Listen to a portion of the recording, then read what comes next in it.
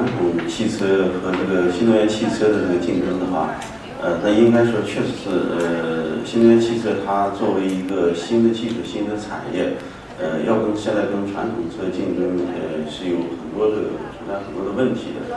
其中3个方面是作为消费者影响最关注的最大的3个方面。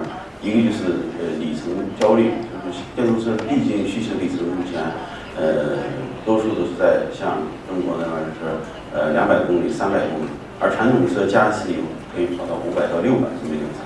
第二个就是一个充电方便捷性。那么传统车加油的话，网点非常多，而且也就是几分钟就可以实现加油，而这个电动车充电的时间要非常长。第3一个就是现在电动车的这个价格。到目前为止，实际上是它的成本，即使是拿到政府补贴以后，仍然要比传统车要高出接近20%这么一个水平。所以基于这么3个主要的方面的因素，电动汽车实际上是跟传统汽车去竞争的话，还是确实存在着很多的挑战。但是基于这样的这个问题，我们公司的一些这个做法是，我们首先就是这个要把这个电动车的一些优势能给消费者去让他认识到。比如说电动车虽然是购车成本高，但是呢它的这个使用成本却远远低于这个传统汽车啊。我们给消费者会详细算一笔账，最后它的未来在使用成本上它会节约多少。比如说在这个充电便捷上。那么我们事实上是，只要用户买我们的电动车，我们就负责把这个充电桩安装到用户的家里面，并且是免费的以这种方式来解决这个充电便捷性的一个问题。那么还有一个就是我们这个续时里程。那么续时里程目前来看，确实是这个它一下子现在要。达到传统车这个500公里、600公里这样的一个水平，还就是比较难。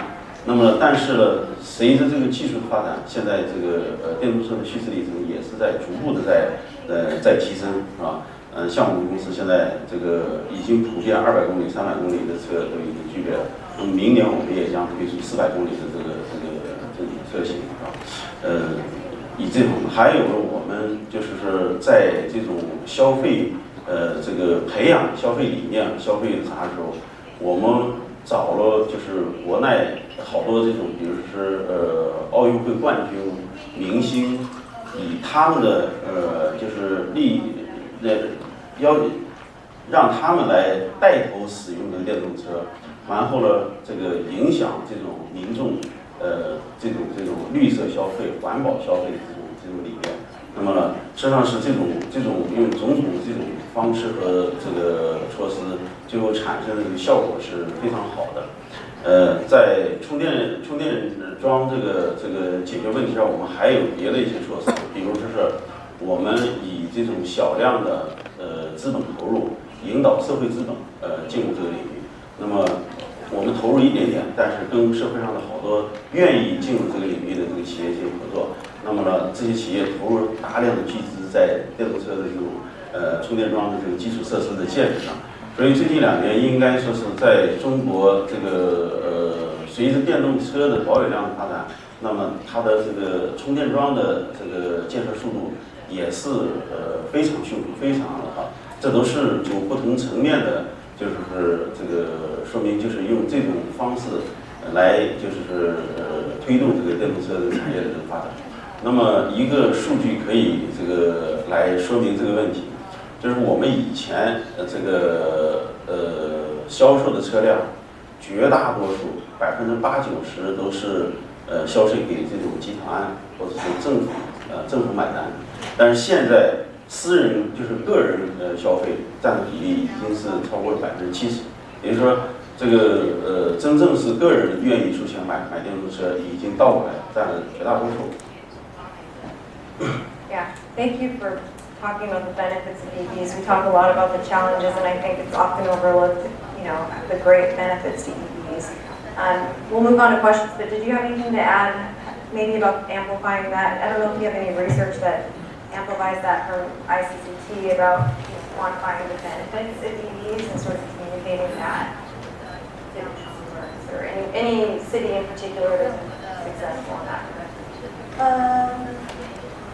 Qualitatively, we're doing this report called Best Practices in EV Policy Design. So that was one of the criteria. But for quantitative analysis, there are a lot of methodologies, assumptions behind that. We just try to point out conceptually this thing matters.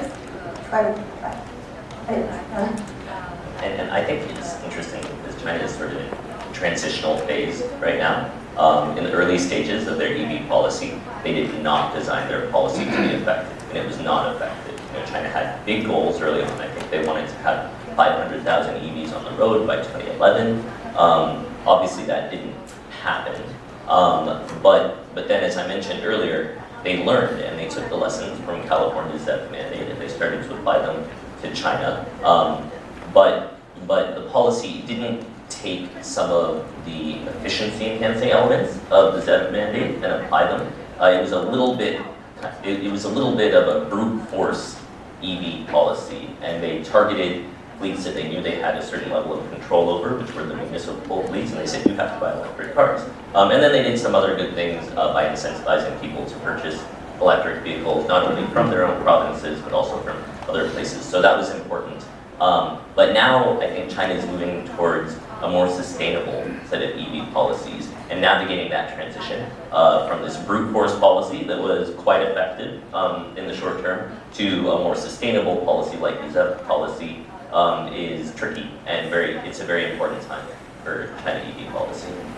Glad that you mentioned that, because I do feel that the strategizing needs to be not static and responsive to changes in the future, because our future is changing at a dynamic pace. So with that, I'm going to open it up to Q&A, and if you could just state your organization that you're from first, and then your name, and then if you have anybody in particular that you want the question to be aimed towards, please do mention that.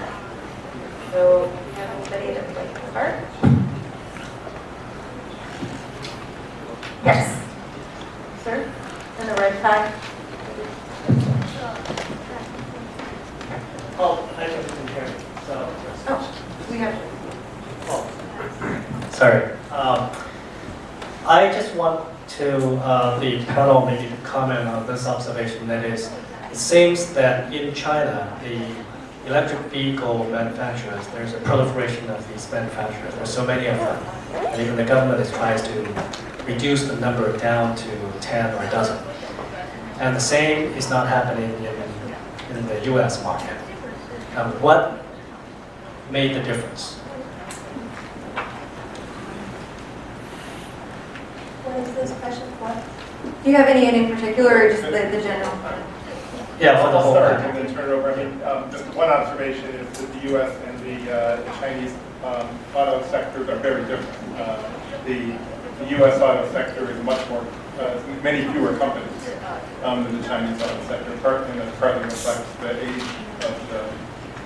of the industry. And another factor driving this difference is the U.S. government does much less industrial policy than the Chinese government does.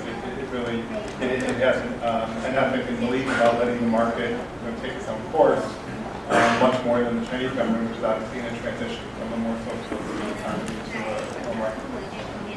I think those two factors are helping to drive the difference in prospect. And I would just agree with David, and I would also sort of amplify what he's saying, in that there was not only industrial policy, but there was actually, and this may not be the most diplomatic thing to say, but I'll say it, there was a lot of political pressure on the provinces and on cities to build electric vehicles.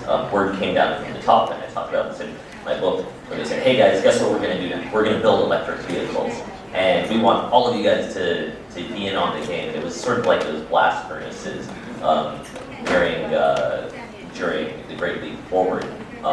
You had a massively fragmented, balkanized, inefficient, low-quality crop of electric vehicles that represented the first generation of Chinese EVs. And now as the industry is reaching scale and the policy is significantly more rational than it was before, and significantly less political, and I would say it's just better conceived altogether.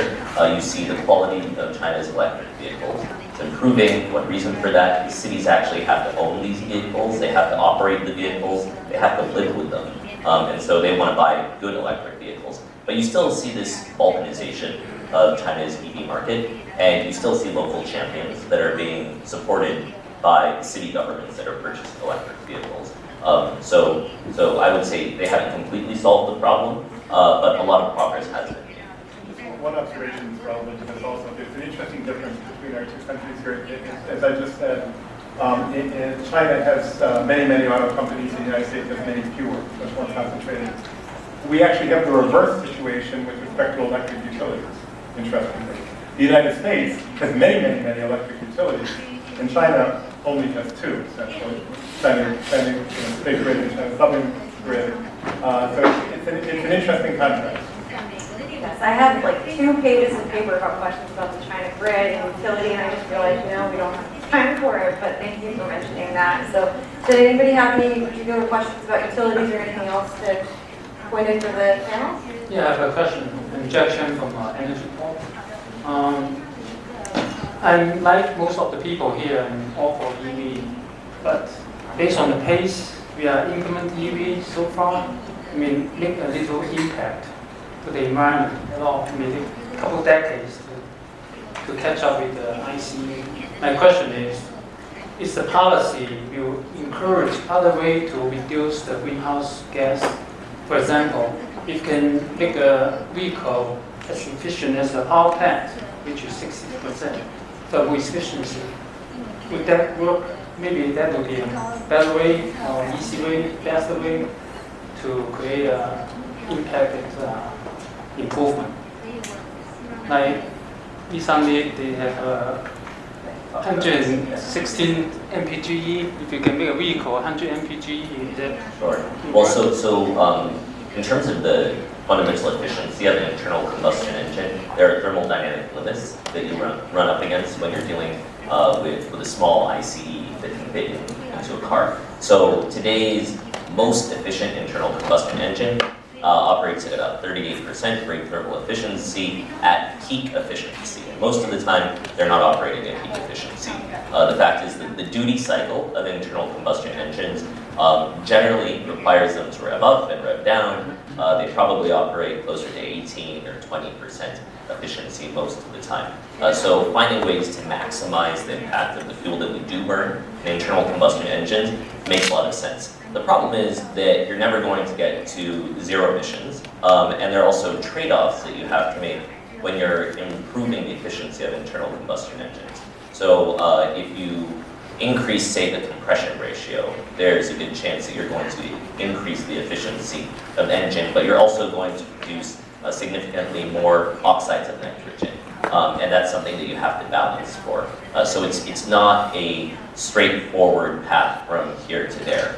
There is some good work being done to improve the efficiency of internal combustion engines. I think the best way is to take a two-track approach. On the one side, you have to have very stringent fuel economy requirements that help automakers allocate their resources in a socially beneficial fashion. Otherwise, automakers are likely to put their best engineers on infotainment systems and on cushy seats and on cars that can go from 0 to 60 faster than the ones that we have today. But if you say, no, actually, we're going to give you some really stringent standards, you have to reach those standards, then they will innovate towards those standards. And that's what I call technology forcing policies. So that's that's a really important thing to do, and we are doing that in the United States and China and Europe. And actually, all of those fuel economy policies, they're kind of similar to each other at the end of the day. But you also need to have really aggressive incentives for electric vehicles. And the reason why is because today, in many ways, there's still an inferior technology, right?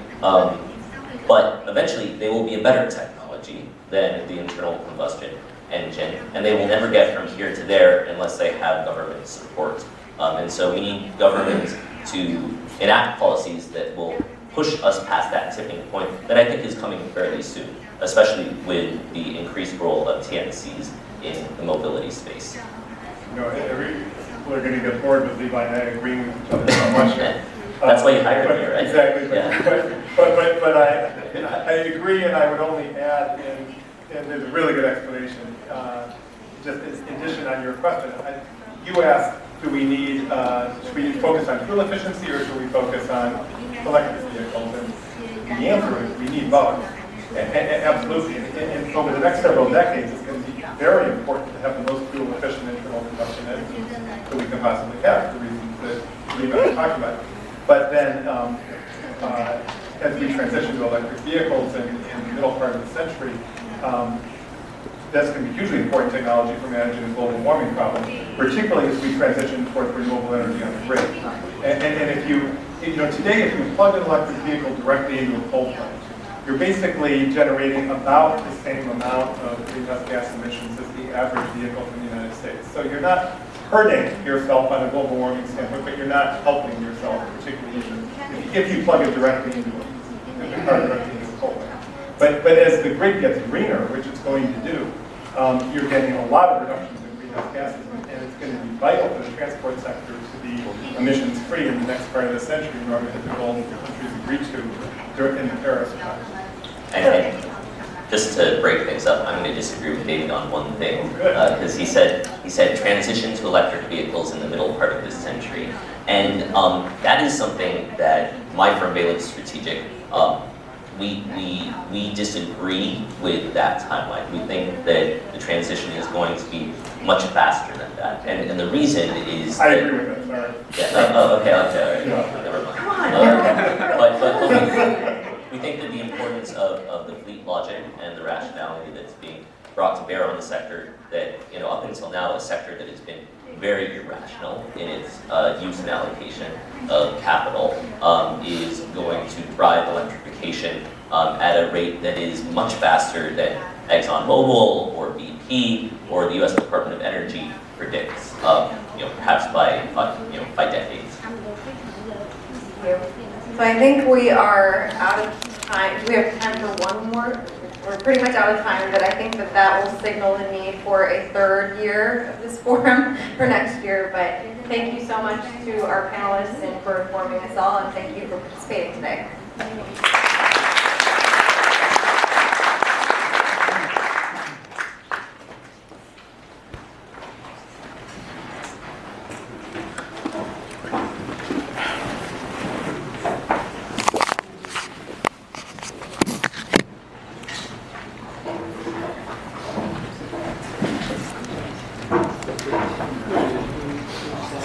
What a great panel on the EV development of globally and the comparison of the EV development in China and the US. And thank you all for sharing your insights from sales to infrastructure, from board policy to practical application. And before we're heading to launch, I would like to invite our Vice Dean of R&D from Hefei Guoxuan High Tech to announce our research projects and bidding opportunities, and that's welcome.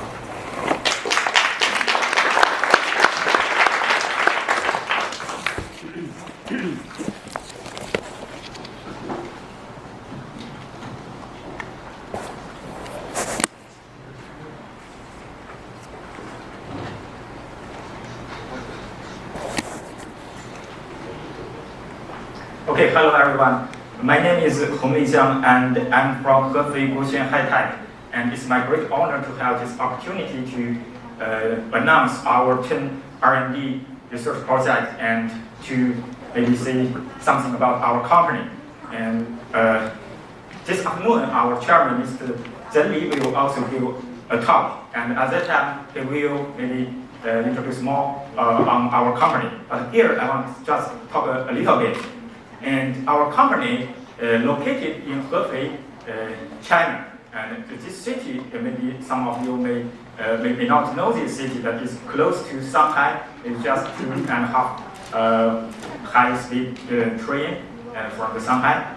And our company mainly focusing on the high-power lithium-ion battery, and currently we are one of the top 3 lithium-ion battery companies in China.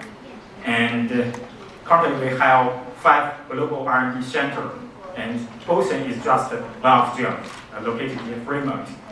And now I will announce these 10 research projects, and we hope the friends from the academic and industry can join us together to solve this technical problem or challenge facing the lithium-ion battery. And we have these 10 projects ranging the area from the high energy density cell to the electrode material and the BMS system and the lithium sulfur battery. Okay, in the next maybe 5 minutes, I will talk each project briefly. First, we want to develop the higher energy density lithium-ion battery. Why? Because to develop the EV to extend the driving mileage, we must have this higher energy density battery. So this is the first project, and we on this slide we show the specific package. So overall, we want to reach 350 watt-hour per kilogram. This level, maybe this at present time it seems very high, but we think through the efforts we can reach this in the near future.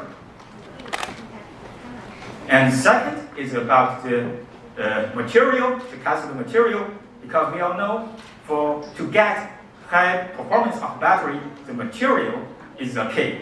It's basically the cathode material currently. So we want to develop the high nickel NCM material. NCM means nickel, cobalt, manganese cathode materials, and this is the specific package for this project.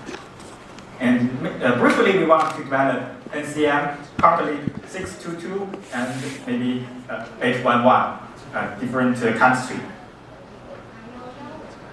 And the third project is about the anode material. We want to develop silicon-based anode material with higher capacity and longer cycle life.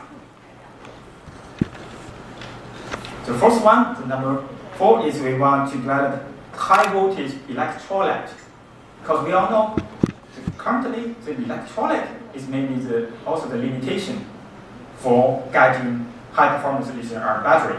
So 5 voltage electrolyte, I think, will be very interesting for us. And the next one is about the safety, the battery safety.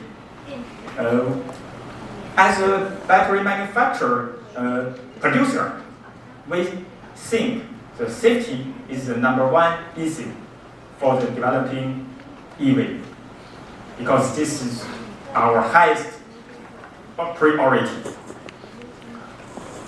And this project will focus on the safety improvement and design optimization based on using NCM materials we call NCM batteries.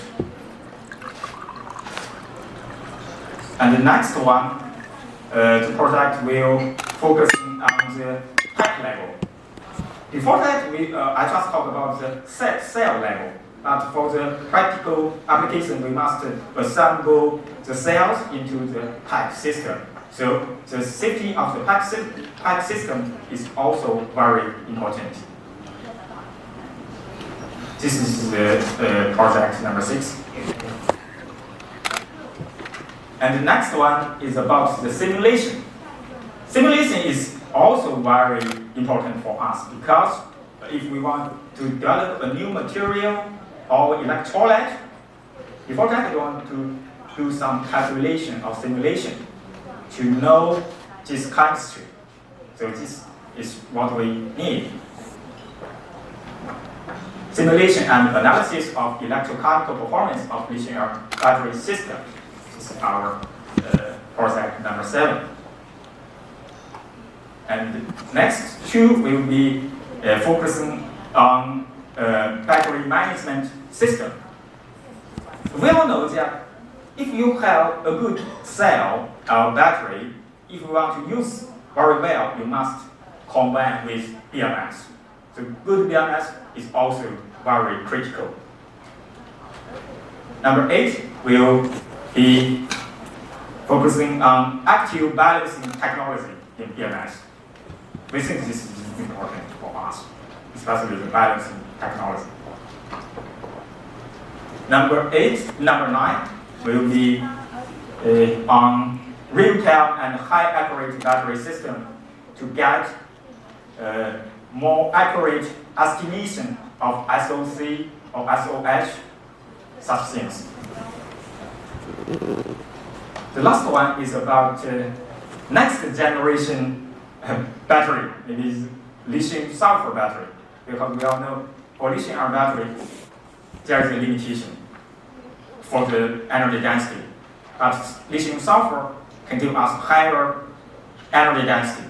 Maybe lithium iron, lithium whatever, next generation. But this is our current project, lithium sulfur battery, relevant of high energy density lithium sulfur battery.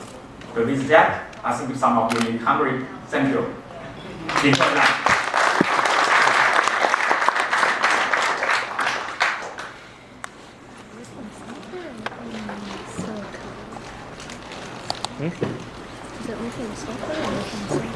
So let's conclude the morning session, and then we are going to have lunch and enjoy.